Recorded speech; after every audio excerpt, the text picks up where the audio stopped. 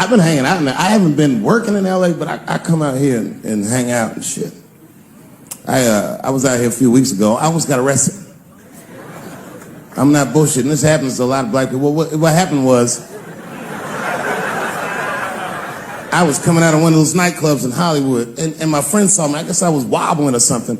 So he just rolled up. It was a good friend of mine. He was like, "Hey, Dave, give me the keys." And I was like, "All right, nigga, just take the keys." And I got in the passenger side of my car, and he drove it. And it was fine. Just talking, chopping it up.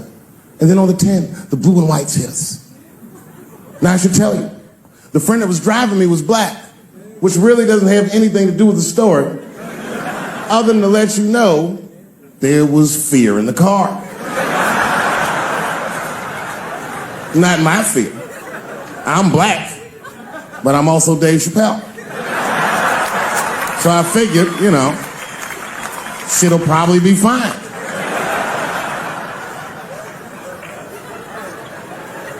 Traffic stop started off on the right foot. Cops came up to the driver's side. "Hi, how you guys doing?" And he recognized me immediately. "Oh, Dave Chappelle." And I looked at my friend like, "We getting out of this shit."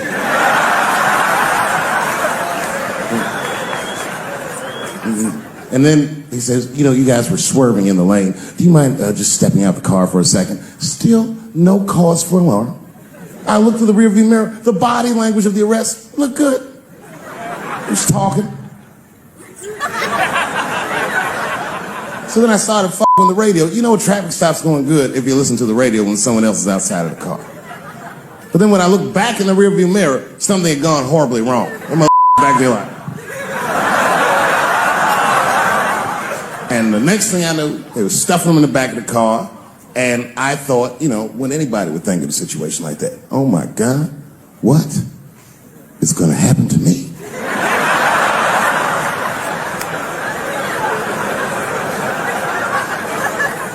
And the police walked up to the window.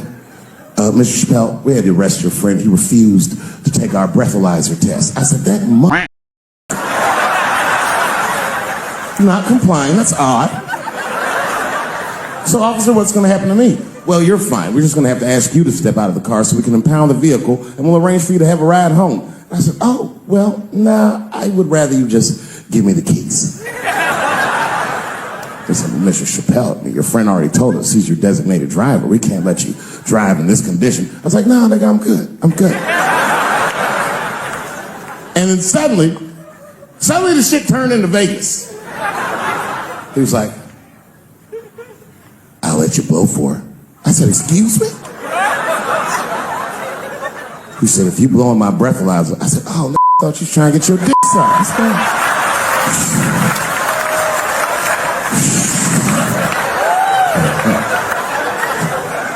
"If you blow in my breathalyzer and pass, I'll give you the keys to the car." I said, "Set him up, let's play." And I blew in that thing, and it made a noise. I said, "Uh-oh." And he looked at it, he said, "Oh, well, Mr. Chappelle, I guess you're free to go." I said, "I am." I didn't know that thing didn't pick up weed. I drove home on the 10, 30 miles an hour. Yeah, no, it all worked out. It all worked out. You know what? It's been 10 years since the last time I played Los Angeles, if you can imagine. I know, I've been gone for a very long time. And unbeknownst to you, it was a difficult 10 years. I'm not going to take you through all the agony I've been through, but it was tough. Some of it you might have seen. I don't know if you ever saw on TMZ the big headline, "Dave Chappelle drunk on stage in Detroit." Well, if you saw it, I wasn't drunk. I had smoked some reefer with some rappers. Yeah. I don't know if you know anything about hanging out with rappers, but their weed is very strong. Stronger than what I was accustomed to. The article goes on to say I was booed off stage, which is also incorrect. I was booed. I did not leave. It was a long bump. It was a fucking nightmare. 2 puffs of weed, that's all it was. 2 puffs. I never had that happen. When I take 2 puffs of weed, I looked at the guy next to me, I was like, I'm gonna bomb the I can feel it. And that guy called my name, Dave Chappelle. Niggas was like, you know, normally when you do a comedy show, you guys don't know what it looks like up here, but niggas be looking up at you like. That's how the show started. Didn't take long for the faces to switch up, like, what the fuck? I started looking amongst themselves. So I knew I wasn't doing good. I don't remember what I was saying. It just took one person to break the ice. It's a black lady with a Ford Motor shirt on. Stood up suddenly. Dave Chappelle. I said, excuse me? She said, I worked all week for this shit, and this show sucks. And in a weird act of racial harmony, a conservative white guy stood up and backed her up. Yeah!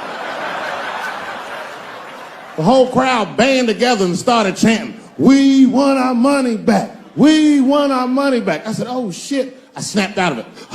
Good people of Detroit, hear me. Hear me now. You will never get your money back. Fuck that. I said, I'm like Evel Knievel. I get paid for the attempt. I didn't promise this shit would be good.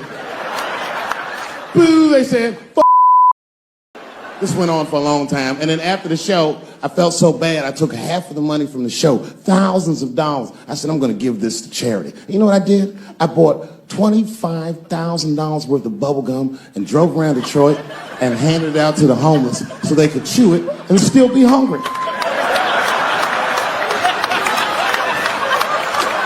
I was very mad at Detroit that night. Because not only did I bomb, I had to go back to the very same room the next night and do it all over again. Nightmare. That would be like if you were having sex with a woman and for some reason, this would never happen, but for some reason, she had a mouse trap in her You get caught in the trap. And again tomorrow night. I'd still do it, but you know, I'd be careful the next time. The old mouse trap in the trick, eh? Fool me once.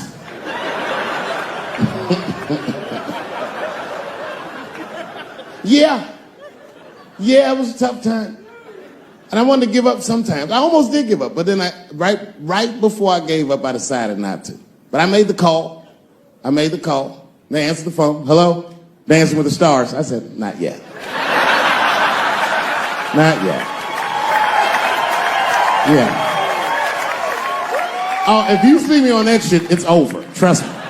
My spirit is broken. If you see me waiting for them judges,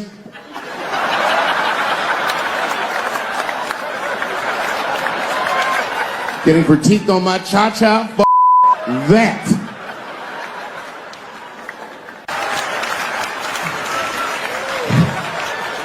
I knew Kevin right this up. That's you know, I was mad at Kevin too, though. You know why? Okay, first of all, I didn't even know Kevin was as successful as he was. I found that shit out the hard way. I was at home with my son busted, and he said, Dad, I need $250. He's only 12 years old, so I freaked out. What's going on? Somebody trying to kill him?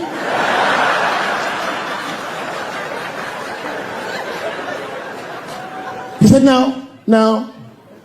Kevin Hart's coming to town, and I wanted to see his show. I said, well, how much are the tickets? He said, they're $125. I said, God damn, mine are only $80.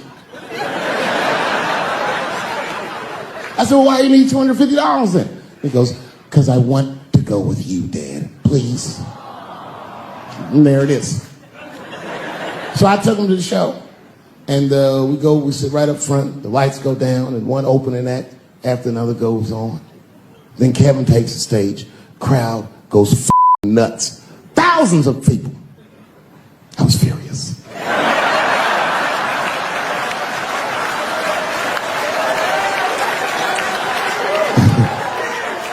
The longer the show went on, the madder I got.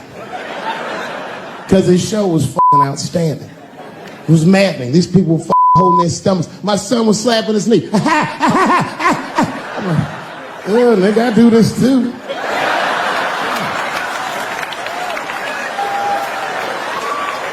Kevin says, good night. The crowd goes crazy. And then everyone starts walking to his door and the lights come on. And then my son is just standing there looking at an empty stage. People are pushing past me and nobody's recognizing me. I'm like, man, this place sucks. I said, come on, son, let's get out of here. And then my son looks back at me and he says, Dad, please, I have to meet him. I was like, oh my God. So I took him backstage.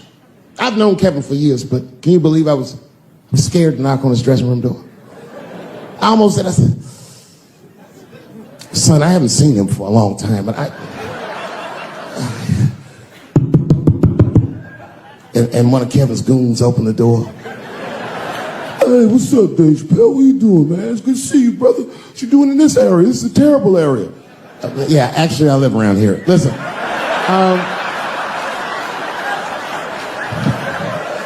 Is Kevin here? My son just wanted to meet him real quick. Well, I don't know, because Kevin's about to eat dinner. Just think Kevin came around the corner to see who it was. What? Oh, shit. What's up, Dave? Come on back. I was just about to have dinner. I don't know if you guys ate, but you're welcome to join me if you'd like. And then my son pushed past me some cold shit. He goes, actually, Mr. Hart, we haven't eaten in several hours.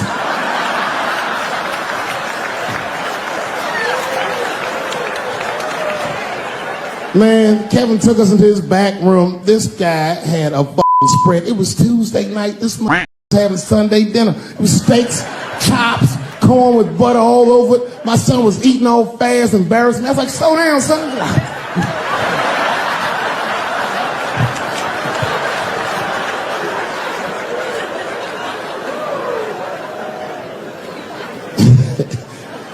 Then I looked over in the corner and there was a box. Custom-made jerseys for the local team. Each one was hand-stitched, and on the back they stitched on the K Hart on all of them. Kevin saw me staring at that box, and he went over and grabbed one of them jerseys, and he walked right to my son. He said, hey, little man, I want you to have this. And my son was like, thanks, Mr. Hart. This is when I got mad. He goes, if your father ever makes you mad, put that on. And he walked out.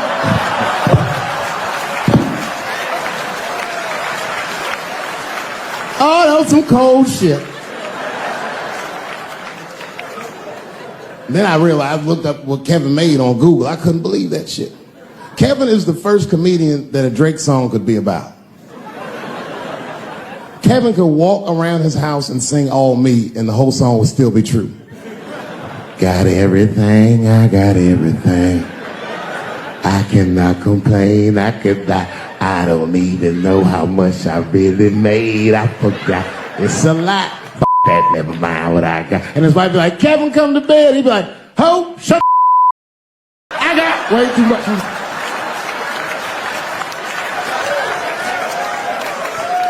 You know how much money you have to tell a girl to shut the fuck up?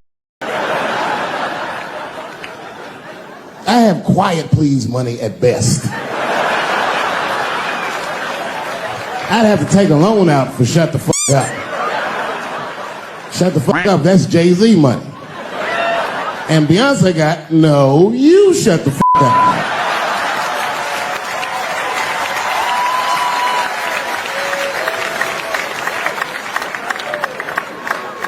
Let's not forget, I've never met Bill Cosby, so I'm not defending him. But let's just remember that he has a valuable legacy that I can't just throw away. I remember that he's the first black man to ever win an Emmy in television. I also remember that he's the first guy to make a cartoon with black characters where their lips and noses were drawn proportionally. I remember that he had a television show that got numbers equivalent to the Super Bowl every Thursday night. And I remember that he partnered up with a clinical psychologist to make sure that there was not one negative image of African Americans on his show. I'm telling you, it's no small thing. I've had a television show. I wouldn't have done that shit. gave tens of millions of dollars to African-American institutions of higher learning, and is directly responsible for thousands of black kids going to college, not just the ones he raped.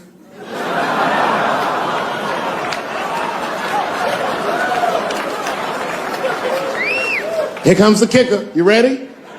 Here's the fact that I heard but haven't confirmed. I heard that when Martin Luther King stood on the steps of the Lincoln Memorial and said he had a dream, he was speaking into a PA system that Bill Cosby paid for. Do you understand what I'm saying? The point is this. He rapes, but he saves. And he saves more than he rapes, but he probably does rape. Thank you very much. Good night.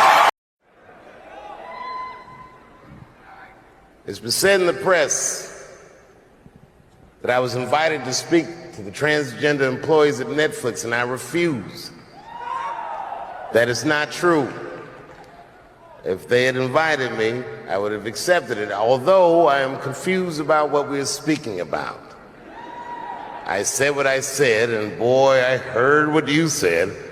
My God, how could I not? You said you want a safe working environment at Netflix. Well, it seems like I'm the only one that can't go to the office anymore.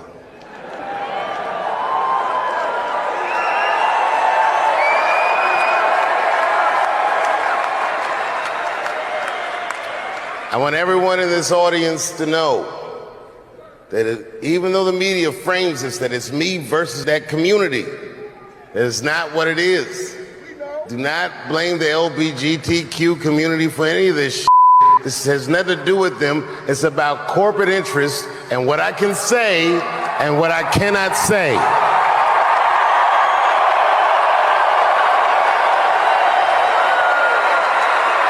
For the record, and I need you to know this, everyone I know from that community has been nothing but loving and supporting. So I don't know what all this nonsense is about. In summer 2020, when the whole world shut down, I was outside doing shows. My neighbor had a cornfield and he let me throw shows there, and people came from all over the country. Some people came from around the world to see those shows.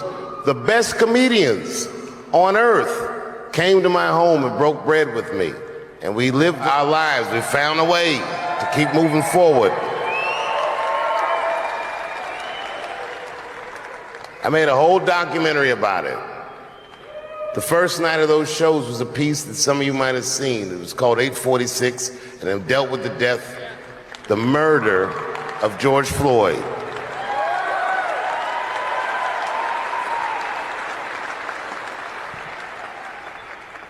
This film that I made was invited to every film festival in the United States, and some of those invitations I accepted.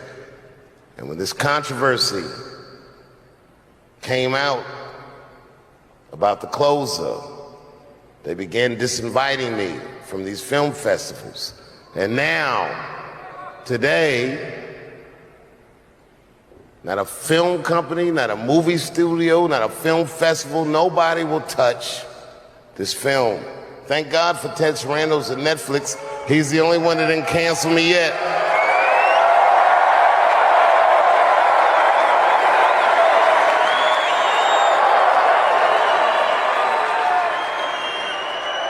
To the transgender community, I am more than willing to give you an audience, but you will not summon me. I am not bending to anybody's demands.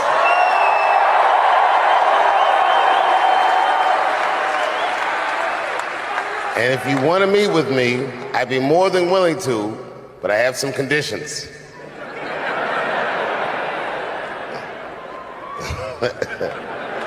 First of all, you cannot come if you have not watched my special from beginning to end.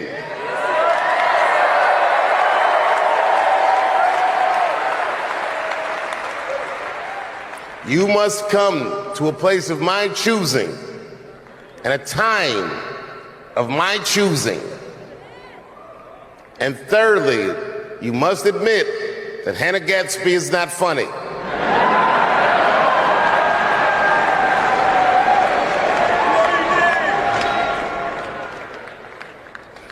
I desperately want people to see this movie. But I understand why investors would be nervous. Since nobody will touch it, I'll tell you what I'll do. I will make it available for all of you in 10 American cities, going on sale in the next few days. You will be able to see this movie in its entirety, and you can see what they're trying to obstruct you from seeing.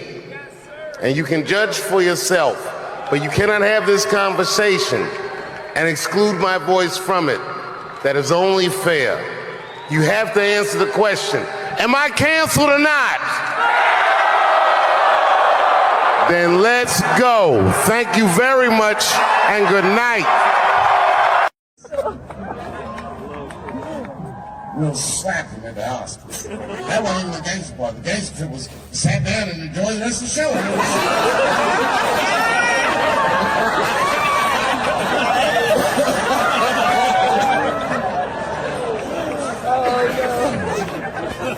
Wow!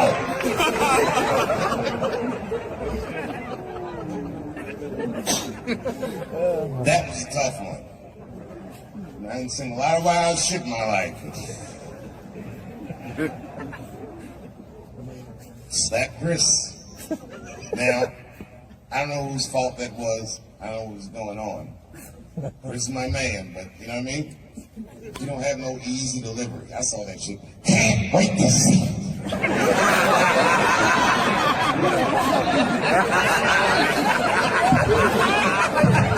Can't wait to see it. I was laughing at first.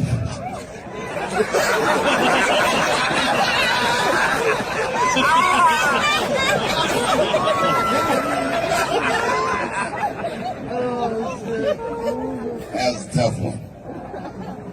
Everyone asks me what I think. I don't know what I think. They say, Dave, who do you think was right? Well, I mean, I don't know who was right or who was wrong. What I do know is it was Will's dream that night.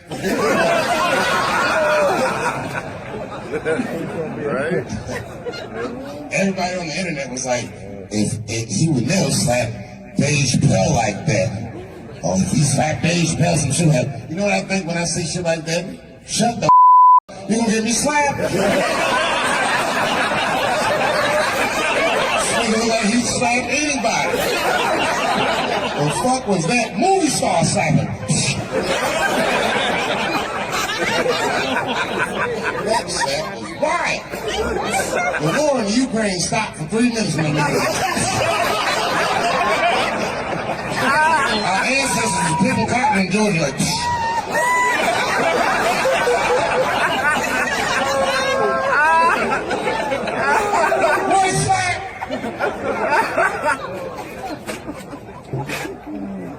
I don't think I've seen anything like it.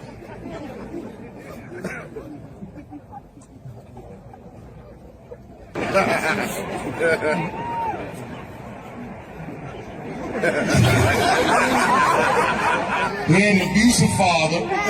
He survived that, found rap music, became the first rap artist to ever win a Grammy, and then seamlessly made the transition from rapping to acting with The Fresh Prince of Bel-Air. Be a little break from the norm, just a little something to break the monotony of all those hardcore jams we got in the bit. What a fly this was. And then you just stop rapping. And one movie at a time became the biggest movie star this world has ever seen. And you guys say who's right or who's wrong? Who the fuck knows? I can't judge Will Smith or Chris Rock because I see myself in both of those men. I am a lunatic. I am the man that has had enough and will slap the shit out of the next motherfucker that says something that upsets me. So you know when I was in my single digits. Dave Chappelle is here. He's a real funny comic. There's Dave Chappelle. Funny guy. Oh, yeah. Yeah, you did play Robin in that sketch. I just remembered that sketch. I seen you in Montreal, man. But one time in his life, he had to play the part of a woman. Yeah. Only for my buddy, though. Hey, Dave, you were the guy in Nutty Professor, the first one. With the big teeth and the hair. Yeah, I didn't even recognize you. I guess they dialed you up so much I didn't even know that was you. You're the one who like goofs on Eddie Murphy in the audience. Right. But I had to, man. I had to like disguise myself because I do stand up. Right. You don't want, You don't want to be tagged as that guy. Right. Yeah, and then everybody starts doing it to you. Right, and then everyone wants to be Buddy Love. Right. I mean, I walk down the street. Your mother's a bitch. Like, man, this is a movie. Yeah, you don't want. Yeah, they start fighting with you and saying stuff about your mother. Right. Yeah. So. He also was in that Mel Brooks film that was, the send-up of Robin Hood. The Robin Hood, yeah. That was like one of my first ones. Yeah. I need the money, Howard. I've seen your mind working. I would have done it too. Yeah. I understand. And what was that? What was it on MTV? You played Robin. On MTV, remember that? Elon Gold. Elon Gold. Right, that was funny. You were Robin, and they put big balloons in your chest so you'd have. Yeah, bosom. see, you're a hard person to parody though, like. Right. Especially for a dude. Right. Here's a good. I thought you did a good job. All right, just a couple balloons. Here's a joke I heard on the internet. I'm just reading this because I want to get rid of the piece of paper. I thought it was kind of witty. Years ago, 100 white men chasing one black man across a field was called the Ku Klux Klan. Today, it's called the PGA Tour. Oh, See? That's a little Very play on good, that. see? Now, that's a remix of a Dick Gregory joke. That's right. You see, it all comes back again. See, you go back to comedy history. You know your history. Yeah. I listen to this stuff. By the way, Dave is 27 years old, a hot comedian on HBO. He's really 27? The reason I say That's the real deal. the reason I say he's 27 is because he grew up in Washington D.C. and when we were on the radio in Washington D.C., he remember the TV commercials we ran when we first got there, where my parents had bags over their heads. Oh, Yeah, Howard Stern's parents. Yeah, The bags on there. I remember. Dave was just a little kid when he saw those. Is that right? I He remembers all them. that stuff. Yeah, we look younger than you. That's the funny thing. It's that showbiz, man. That's showbiz. You live in the rough life. What do? You party a lot and everything? Are you one of those guys that is taking advantage of your newfound fame? Nah, I can't. See, my girlfriend is pregnant. So. Yeah, what is with that? I mean, what is doesn't that? anybody have Well, we a wife had- anymore? It used to we be my had wife sex. is pregnant. Where did you get this girlfriend? Huh? In Brooklyn? In Brooklyn. Is that right? Yeah, I met her in New York. You can't. She's not a white chick, is she? No. That would look bad. Eddie Murphy and all them would. No. She's Filipino, which is like neutral. Oh, Filipino. Yeah, that's neutral. Oh, that's almost a white woman. No, that's neutral. They the black Asians. That's when you want a white woman, but you say, I'll go over here. Right. No. Exactly. Filipino from Brooklyn, man. That's like. Does she speak English? Yeah, she don't speak Tagalog. She speak only English. That's not one of those girls you sent over from didn't buy her. the Philippines. You pay her Buy father. her from a No, magazine. I didn't order her out to me. That's Saganese whores. Let me ask you a couple questions though. But when you work with Eddie Murphy, did he want to show you his feet or see your feet? Remember? Oh, man. You think that's all bull? Yeah, I don't know. I mean, Eddie's cool, man. He was cool with me. He was. He just low-key on the set. Right. But you gotta understand, man, I don't hang out with Hollywood people. I just work. Oh, I don't believe that. No, I'm serious. I just work there. You do not have any famous friends. Eddie Murphy did not You've pal been around. over to the I wouldn't house? say. Nah, I've never You're been not to part any of a rat famous, pack? famous dudes. I don't go to their houses. I don't. Tupac, did you know him at all? I'd see him out. I'd see him around. Didn't when you involved in some kind of gunfight? Like in other words, you were Gunfight? you were working in a club, and then Tupac got involved in a gunfight. At the Comedy Store. Right. At the Comedy Store. Eddie Griffin was on stage. I don't know what happened. Because I was upstairs. You know how the Comedy Store got 3 rooms. I'm upstairs. And then people just started running up. So we were like, what's going on down there? And we went down there. And it was like a all-out old Western bar fight. I seen Tupac throwing chairs. The Trench was whipping somebody. And then there was a stampede. It was like you either fighting or running. And then the cops pulled up and they shot up the police car. Not the rappers, but just the crowd. Right. It was at a comedy club. It was like the OK Corral. Yeah, it's the new deal, man. And you're just trying to make a living. Yeah. Right. So it becomes dangerous. Tupac, wherever he went, there was trouble. Yeah, but you see, that's the thing. You never know in L.A. who started what. L.A. is crazy like that. Yeah, right. So you try to just stay out of that. You don't get involved in gang warfare. You didn't grow up with gangs and things Yeah, I like don't that. want Mike talking about me. I keep it low-key. Right. I understand that. But you must be disappointed in the new Nutty Professor. You weren't in that one. The Clumps. They didn't put you in that movie. Eddie played everything in that. Right. He didn't. He didn't need anybody else. Yeah, I couldn't get in there. Right. It was like Eddie Murphy and Janet Jackson. And Right. Now, you started a comedy at a young age. At 15, you took a bus up to the Apollo Theater to perform, right? That was your first experience in show business. yes. And you got booed off the stage. I was booed. They booed me like I was white.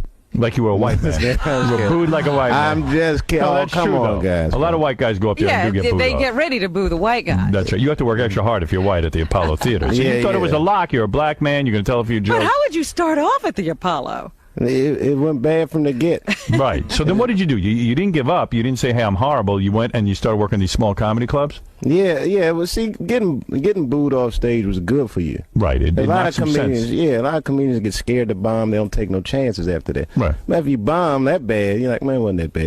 It wasn't that bad. Yeah, you can just do whatever. I can live through that. Yeah, exactly. I mean, everybody screaming up there, had kids booing you, everybody. Now, what are you going to do when this baby is born? Are you going to Are you marry marrying this, Filipino girl? gal? See, this is a good question. Does she want to get married? Yeah, we got plans on getting married. You're in love? Yeah, man. And you don't look at other women?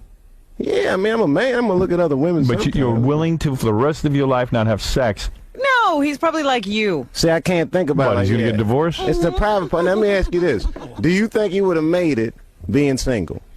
Now, think about this for real. Do you think you would have made it being a single man? Well, gee, I would like to think that I had some talent and that perhaps I would have made it. But talent, you like to think talent that. and focus are two different things. I hear That's what right. you're saying. I don't think I would have. I don't think I would have been as focused. You're right. In fact, Chris Rock credits his marriage with his superstardom. That's not what You he know- told me. No. Right here on this stage, he I don't said, care what he said in public. He said the reason he wasn't very funny on Saturday Night Live Right. was because he was busy. Yeah, well, he's had time to rethink that whole stance. Yeah, going out kills it, man. Going Right, out, it does. Well, I got to tell you though, even though I'm single now, every night during the week I live like a monk. That's not true. I'm focused. I hear don't that go out. That's not true. I do not go out there. Well, you're single with You can hear married whatever you man want. habits. You're single with married man Yes, I habits. am. That And is- you know, Mike. You know what's out there. Right. I know. You know, I know the what's going booty's- on. The booty's a booby trap now. It is. It is. It's the booty It's not trap. safe out It there. could throw off your focus,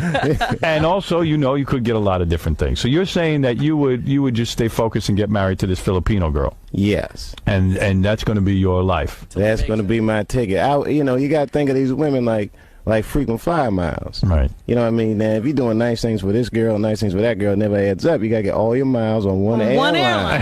You know what I mean? That's one way to think of yeah, it. I never looked at it that way. Yeah, the other girls, there's nothing to it, man. Now you had a chance at superstardom. Fox gave you a television deal. You developed a sitcom for them, and you walked away from the whole thing because they wanted to change one of the characters to a white person. Yeah, not one. There was a woman I was living with in the show. Oh, they would give you a white woman to live Yeah, with. now who wants to see me? Even the Jewish lady in Mississippi don't want to see me live with no white woman. That's a sure on turnoff. television. Yeah, You knew that was a bad idea. In other words, they were going to make it an interracial show, make it all about interracial marriage or something. nah, because it wasn't like I was married to the girl on the show. You were roommates? Were you? Yeah, sick- it was a thing like a guy comes to the city and you got to live with. was she hot? The woman?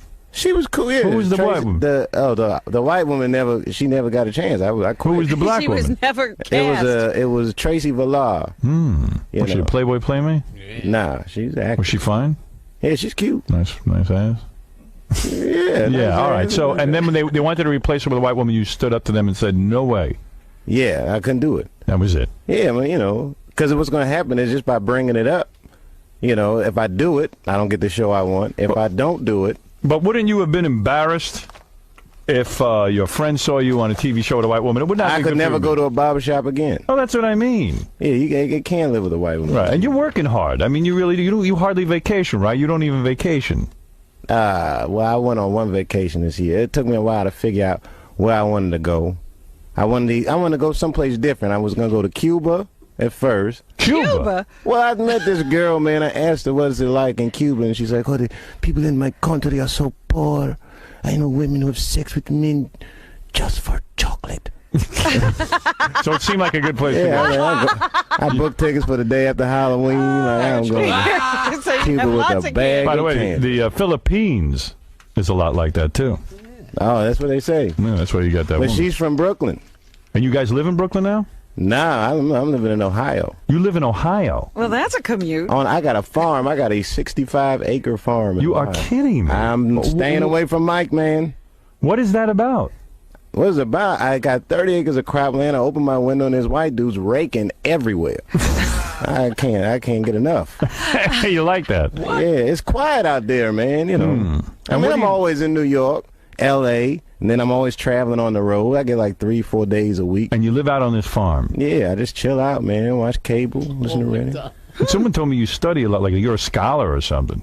You study history. Yeah, from television. Right. I saw a thing about Hitler on something. Oh, you watch the History Channel. Oh, the History Channel. You don't study history. That's nothing. You're just watching the History Channel. I get the Cliff Notes, man. The all every Hitler channel, everything. The all Hitler, the all Hitler channel. Well, everything in the history. The only thing in history is Hitler. Hitler. That's the only only thing interesting they thing. have film of. That was a bad dude to walk the earth. What did you think of him? Hitler?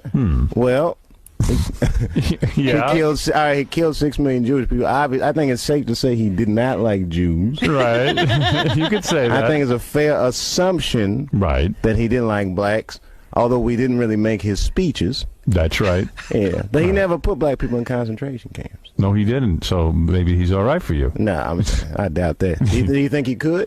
I don't think he would have liked black people. No, the black people would have went straight to the ovens. Yeah. You know, all you gotta do is put a DJ in the camp and hand out flyers. You don't. Something's going on at the camp. You don't need concentration to know the black people would have been marched right in. Yeah. You wouldn't even have to concentrate. But, so I think Hitler would have been... The only thing good you could say about Hitler is he really could get people to march. I mean, some of those marches were unbelievable. And he made a nice uniform. He was crazy, man. He had syphilis. Did he really? That's what they say. They say that syphilis was eating Hitler's brains up.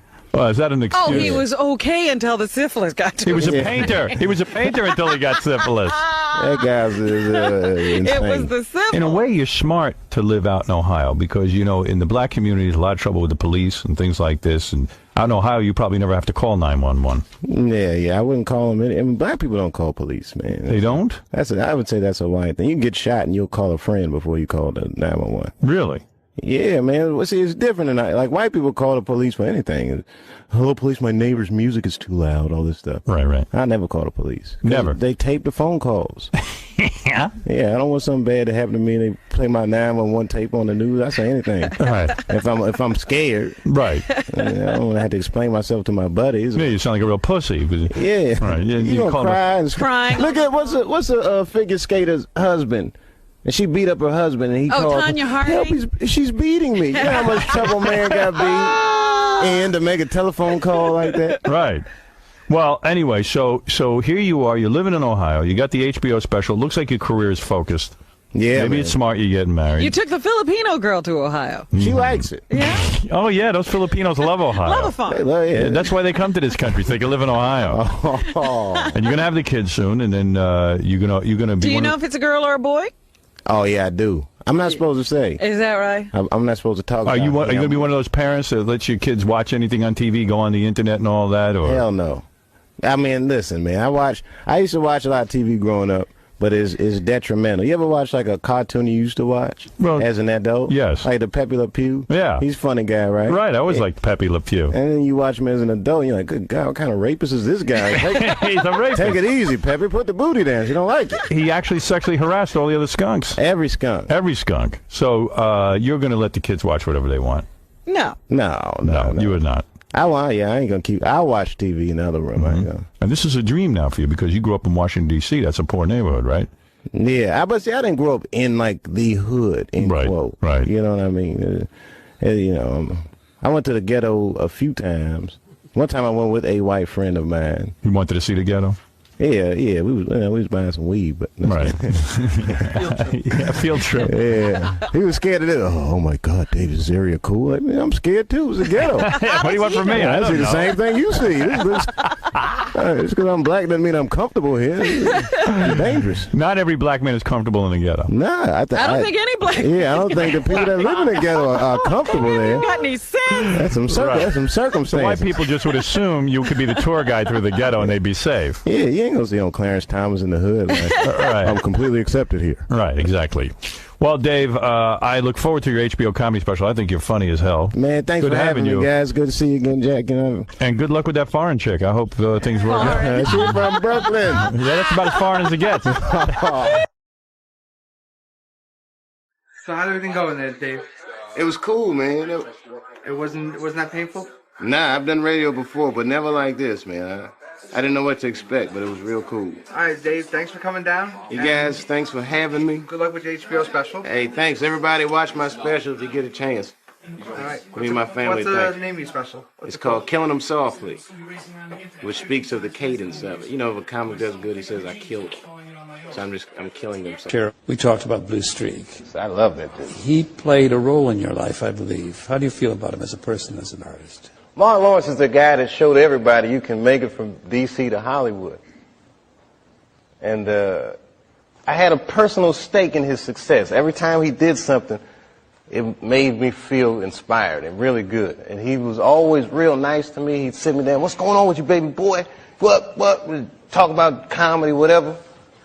And, you know, when we did Blue Streak, we were promoting it, and Martin had a stroke. He almost died. And then after that, I saw him, and I was like, oh, my God, Martin, are you okay? And he said, I got the best sleep I ever got in my life. That's how tough he is. So let me ask you this. What is happening in Hollywood that a guy that tough will be on the street waving a gun, screaming, they are trying to kill me? Yeah. What's going on? Why is Dave Chappelle going to Africa? Why does Mariah Carey make a $100 million deal and take her clothes off on TRL? A weak person cannot get to sit here and talk to you. Ain't no weak people talking to you. So what is happening in Hollywood? Nobody knows. The worst thing to call somebody is crazy, is dismissive. I don't understand this person, so they're crazy. That's bullshit. These people are not crazy. They're strong people. Maybe the environment is a little sick. Oh, I'm dropping dimes tonight. I've had a long year, Mr. Lipton. We're on our way. What did you mean, Dave, when you described your father's death in 1998 as the beginning of a terrible decline? I was 23 when I was doing Half Baked. I was getting ready to turn 24. And I was going through all the things that a dude goes through when it goes from one level to the next. I was starring in a movie that I wrote. So things start getting crazy around. And my 24th birthday was coming on August the 24th, and I said, this is going to be a big one. And the morning that I turned 24, phone rang, and my sister was like, Dad had a stroke. For the next year, I watched my father teeter on life and death. And it was just all this stuff, man. Like Dad was down, the Half Baked didn't come out the way I wanted it to come out. I was real upset about that. Because it was a real cool script, and then I saw it, I was like, hey man, you made a weed movie for kids. And it wasn't for kids, the script, you know. It was all these things, so much pressure. Africa. Then I was in Ohio. I get a call on my cell phone from Hollywood. I'm like, hello, Hollywood. They're like, hello, Dave.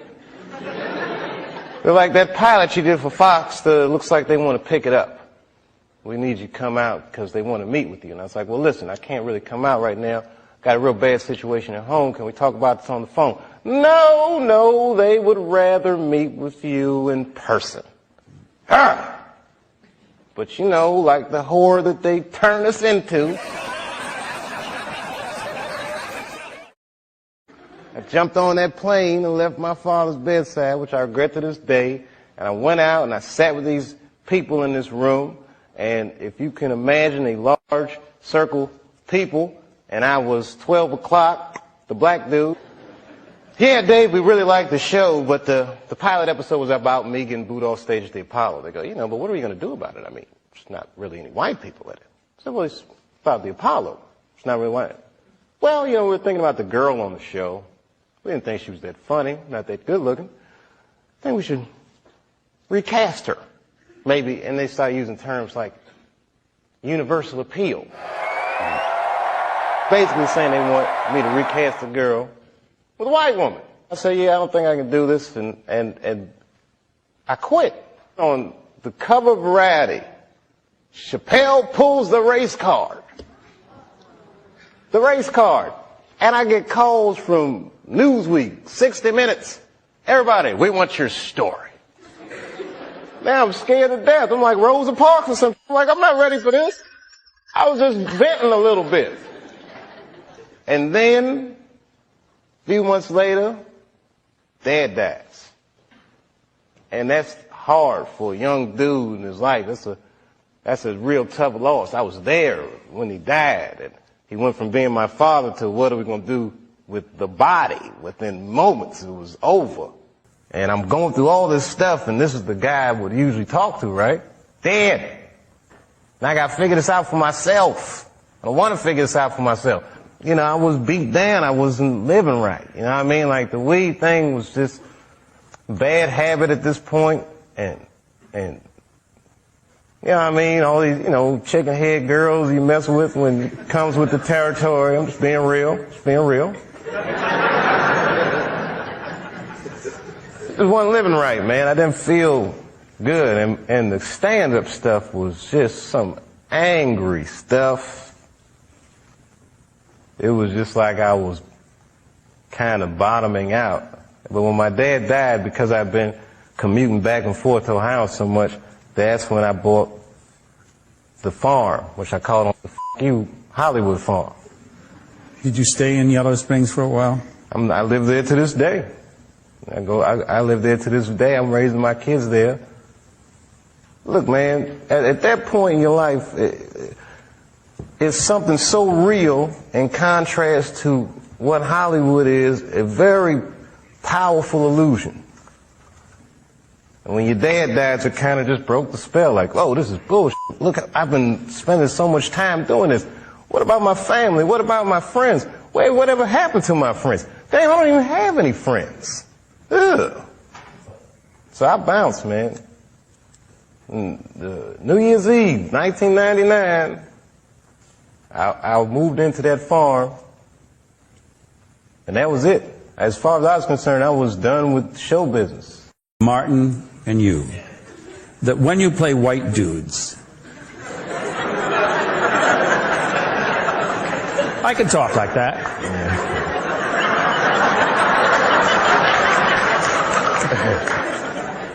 Now, don't make fun of me. That when you play white dudes, your speech is pitch perfect, which led me to realize that either one of you could, if you wished, speak that way all the time. In other words, is it a matter of choice? Every black American is bilingual. All of them. We speak street vernacular and we speak job interview. There's a certain way I gotta speak to have access. If I'm sitting across the table from a studio exec, you know, sometimes they'll do it to me. Say, my man, what's happening? I'm saying, hold up, no. And I gotta throw out them big words. I gotta let them know that my parents are probably smarter than your parents. Yeah. And much better educated. They're much better educated than your parents, but they may not have had the access that your parents have. But this is show business. I can climb that socioeconomic ladder just off the merit of my skills. I can talk that shit. It's a God-given gift. So, you know, yeah, I speak in street vernacular because when I'm talking to an audience of people, I feel comfortable. It's like an extension. Really, crowds are like my friends. It's the most consistent part of my life since I was 14. But in certain situations, you know, I gotta use that job interview well. I don't like that deal. Can you see a time in your life ever when you won't be doing stand-up? This past year, I did the least stand-up I've done since I started. I was freaked out, man, with the fame thing and being called crazy and drug addict and all these things. Scared me. You know, being treated that way. Like I'm not a person anymore. You say this shit about me in front of my children, and you know, who the f*** do these people think they are? And they don't know what happened. You know, I have not spoken about What would make a person walk off the set of a successful show and go to Africa? But again, people don't understand it, so they call me crazy, and I don't like that. What should they understand, Dave? What should they understand? Well, I did 2 seasons, and it was very easy. Not very easy, but I didn't go to Africa. And then suddenly, when I'm getting paid what they said was $50 million, I can't do it anymore. Thank you very much for being here. But before I start tonight, I just wanted to read a brief statement that I prepared. I denounce anti-Semitism in all its forms. And I stand with my friends in the Jewish community. And that, Kanye, is how you buy yourself some time.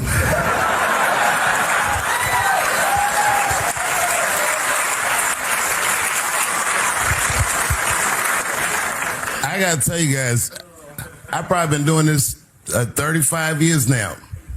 And early in my career, I learned that there are 2 words in the English language that you should never say together in sequence. And those words are the and juice. I've never heard someone do good after they said that.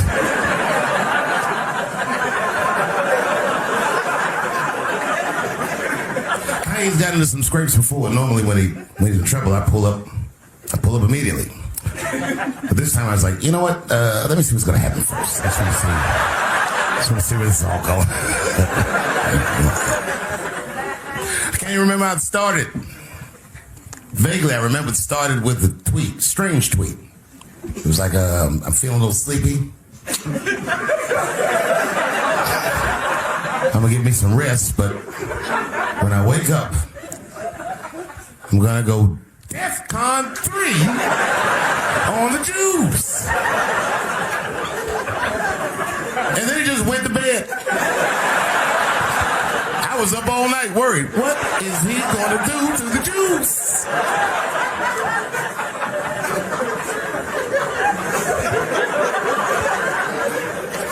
I grew up around Jewish people. I have a lot of Jewish friends, so I'm not freaked out by your culture. I know a little bit about it just from hanging around. I'll be like, yo, let's go out at school tomorrow. They'll be like, we can't go out. It's Shana tomorrow. I'll be like, what is Shana? I had so many questions. Why do some of your people dress like Run DMC?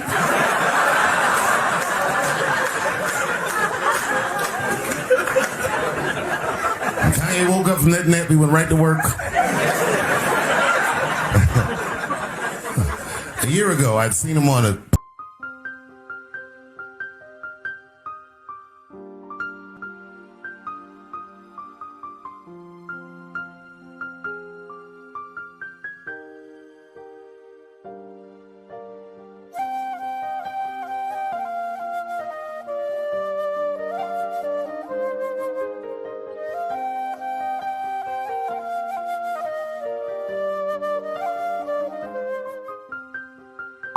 called Drink Champs. Great show. And it was an amazing appearance. Noriega and them were there, the rappers that I love, and they all had their gold chains and stuff on. And Kanye said, only millionaires wear chains. They said, what? He said, I'm a billionaire. Billionaires don't wear their money on their body. I tucked my chain and I said, oh, snap. That's right. It was a good appearance. It was fun and funny. But when he woke up, he went on Drink Champs again. This time, he was on one. He was mad about something. He said, I can say anti-Semitic things, and Adidas can't trap me. Now what? Adidas dropped that nigga immediately.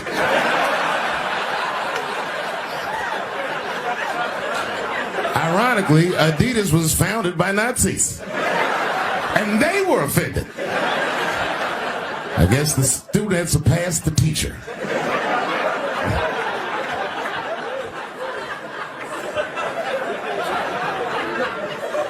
It's a big deal. He had broken the show business rules.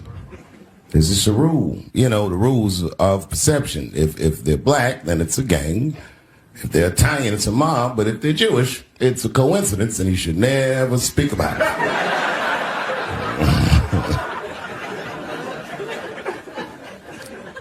Kanye got in so much trouble, Kyrie got in trouble.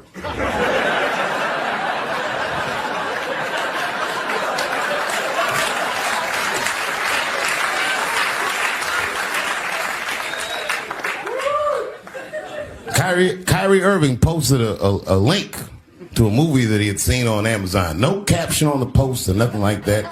But apparently this movie had some, I don't know, anti-Semitic tropes or something. And it was some weird title like From Hebrew to Negro or something. And the NBA told me he should apologize. And he was slow to apologize. And then the list of demands to get back in their good graces got longer and longer. And this is where, you know, I draw the line. I know the Jewish people have been through terrible things all over the world, but you can't blame that on black Americans. You just can't. You know what I mean? Thanks to the one person that said that. A fair punishment would be he should just post a link to Schindler's List and y'all write your own captions.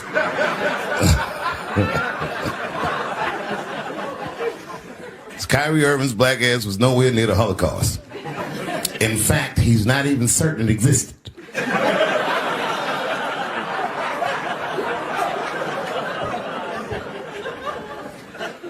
I saw one news pundit screaming about Kanye. She said, mental health is no excuse for that type of language.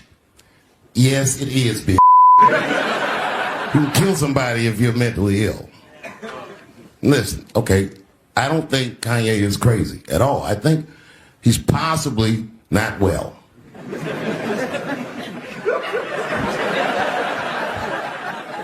Well, I've been to Hollywood. I don't want y'all to get mad at me. I'm just telling you.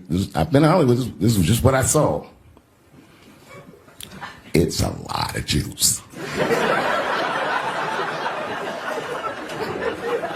Like a lot. But that didn't mean anything. You know what I mean? There's a lot of black people in Ferguson, Missouri. Doesn't mean we run the place.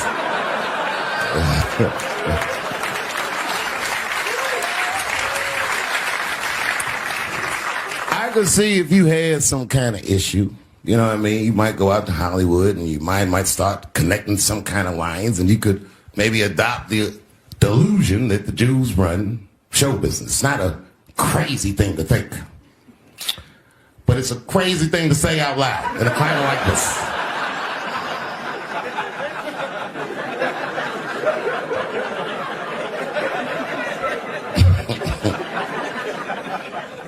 Now the midterms are over, and it's crazy climate. And I got to tell you, I feel like this midterm, like all of humanity depends on it. And it's an ominous sign. The most ominous sign of the midterms, I believe, would be Herschel Walker, who I don't want to speak badly of because he's black. But I have to admit, he's observably stupid.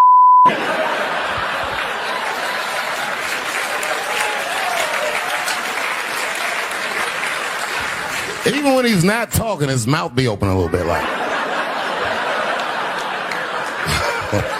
He's the kind of guy that looks like he thinks before he makes a move on tic-tac-toe.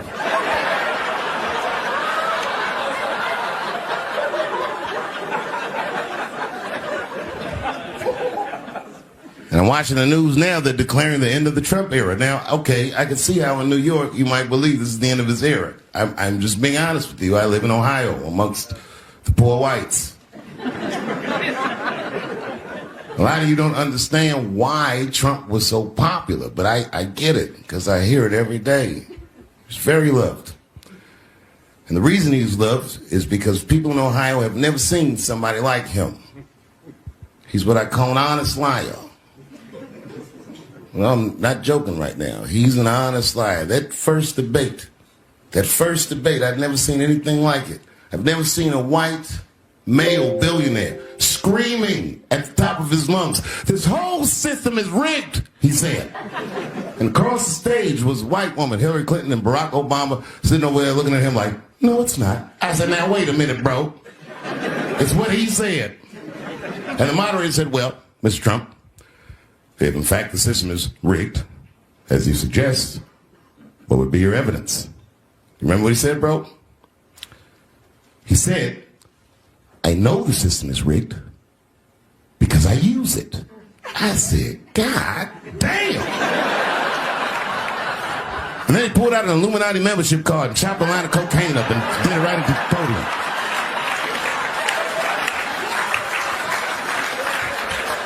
No one had ever heard someone say something that true. And then Hillary Clinton tried to punch him in the taxes. She said, this man doesn't pay his taxes. He shot right back. That makes me smart.